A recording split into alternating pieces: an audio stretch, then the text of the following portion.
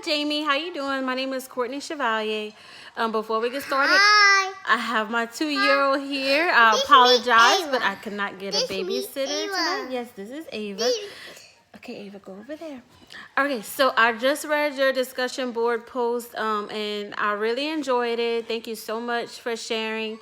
Now, I believe, so whenever you say this writer, I hope I'm assuming correctly, but I know they say never to assume, but whenever you say this writer and the writer, I'm guessing that you mean yourself. I'm not sure if you meant the author of the book as being the writer or yourself, but for the purpose of this video, I'm gonna assume it's yourself, and if I'm wrong, please correct me. But if it's yourself, I commend you for speaking about your personal experiences in your life with addiction. I have a lot of family members with addiction. I've seen it a lot. I've worked with it a lot. And I definitely commend you for being brave enough to speak about it.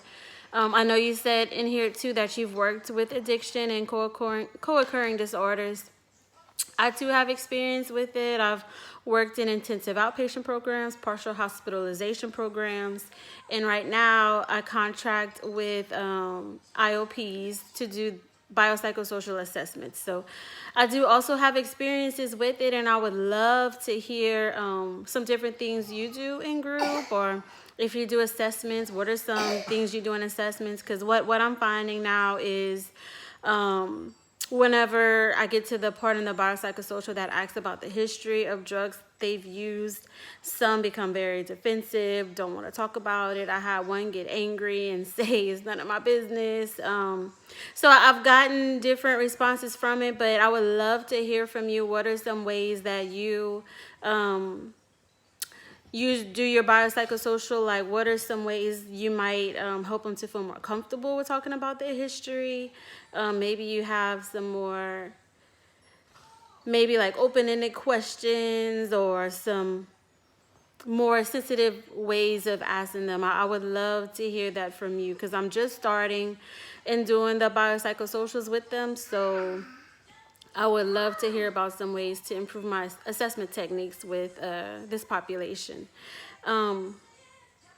What I didn't see, and maybe you could let me know in a response post, based on figure 2.1, what philosophical assumption do you align with your research? I know you said you've had experience with all 5. Which one do you identify with the most? Which one do you like the most? Which one do you think is more effective with the population you would like to work with? If you want to work with addiction, or maybe you want to do research on spirituality, because I also love that you spoke of spirituality too in your post. With the biopsychosocial, a big section of it asks about their spiritual preference and their background with it, and if they're active in it or not, and their religious preference, things like that. So it's a very big part of recovery with addiction. Also, with organizations like AANA, it's the background of their methods and their 12-step program. So I love that you incorporated spirituality in your post. I did research papers on spirituality, and I agree with you that it does help people feel more at peace. It gives them strength. I definitely agree with you on that part. So I love that you incorporated that in your post. Also, based on the book, on the figure 2.1, what are some interpretive frameworks you identify more with? What are research strategy and approach you like the best, and what are some methods that you like the best? So basically just want to learn more about your research style and what you identify with most on a personal level. So thank you, and I look forward to working with you this semester.